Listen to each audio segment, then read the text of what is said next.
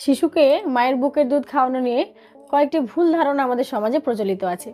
আজকে তারই অবসান করব। প্রথম এবং প্রধান যে ভুল ধারণা সেটি হলো, শুনতে অবাক লাগলেও সত্য, যে শিশুকে বুকের দুধ খাওয়ানো মায়ের জন্য খুবই একটি সহজ কাজ। এটা কিন্তু আসলে নয়। আসলে মা এবং শিশু দুজনেরই কিন্তু এই ক্ষেত্রে একটু আমাদের সহযোগিতার প্রয়োজন হয়, ট্রেনিংয়ের প্রয়োজন হয়। এবার বলবেন বাচ্চা বা ট্রেনিং কোথায় পাবে?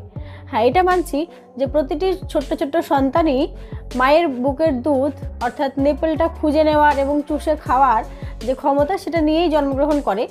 কিন্তু এক্ষেত্রে মা যখন নতুন, তাকে এই ট্রেনিংটা দেওয়া যে কিভাবে সন্তানকে দুগ্ধপান করাতে হয়, তার সাথে সাথে সন্তানটি কিভাবে সঠিক ল্যাচ করবে এবং মায়ের বুকের দুধ স্যাক করে অর্থাৎ চুষে খেতে পারবে, তার জন্য কিন্তু একটু সহযোগিতার প্রয়োজন হয়, সেটা বাড়িতে হোক বা কাজের জায়গায় হোক।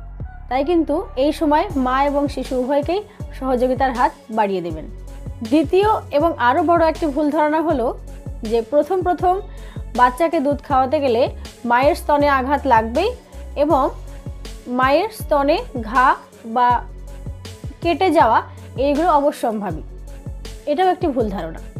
যদি প্রথম থেকে মায়ের এই দুগ্ধদান প্রদানে কি হয়, সঠিকভাবে ট্রেনিং থাকে বা জানা থাকে এবং বাচ্চা যদি সঠিকভাবে ল্যাচ করতে পারে, ল্যাচ করা মানে তাকে ক্যাচ করে খাওয়া, তাহলে কি হয়, কখনোই কিন্তু মায়ের স্তনে আঘাত লাগবে না বা কেটে যাওয়া, ছড়ে যাওয়া এইগুলো হবে না।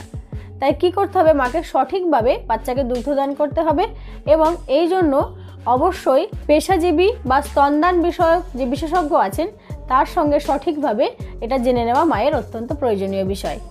এর পরের যে ভুল ধারণাটির কথা বলবো সেটি হলো, সন্তানকে স্তনদান করানোর সময় মায়ের বুকের বোটা বা নিপিলটা এবং এরিওলা বা কালো যে অংশটা সেটা ধুয়ে নিতে হয়। এটি কিন্তু ভুল ধারণা। তার কারণ এই এরিওলা বা মায়ের যে স্তনের অগ্রভাগ, এই বিষয়টা এই সময় মায়ের শরীরে এক ধরনের ঘ্রাণ অর্থাৎ গন্ধ উৎপন্ন হয়, যেটা সন্তান জন্মের পর মায়ের এই যে স্তনের ঘ্রাণ, গায়ের ঘ্রাণ, তার সঙ্গে সঙ্গে মায়ের কণ্ঠস্বর অতি সহজেই সে এর সঙ্গে পরিচিত হয়ে যায় এবং মায়ের এই যে এরিওলা অর্থাৎ কালো যে অংশ, তার সঙ্গে যে নিপল, এর সঙ্গে এতে কিছু কিছু ভালো ব্যাকটেরিয়া থাকে, যেইগুলো বাচ্চার সেই সময়ের একদম ছোট্ট ক্ষুদে বাচ্চার শরীরের রোগ প্রতিরোধ ক্ষমতা সেইটা এড়াতে সাহায্য করে। তাই কখনোই বাচ্চাকে স্তনদান করার সময় মায়ের স্তনের অগ্রভাগ এবং এরিওলা অর্থাৎ কালো পাটটা ধুয়ে বা টিস্যু দিয়ে মুছে নেওয়া উচিত নয়। তাহলে আজকে আলোচনা করলাম কিছু ভুল ধারণা নিয়ে, যেগুলো মায়ের দুধ পান করানোর ক্ষেত্রে হয়ে থাকে।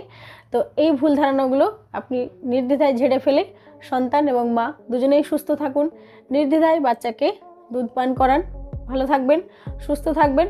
আর এই কথাগুলো ছড়িয়ে দেওয়ার জন্য অবশ্যই ভিডিওটি অনেক শেয়ার করবেন, পাশে থাকবেন। ধন্যবাদ।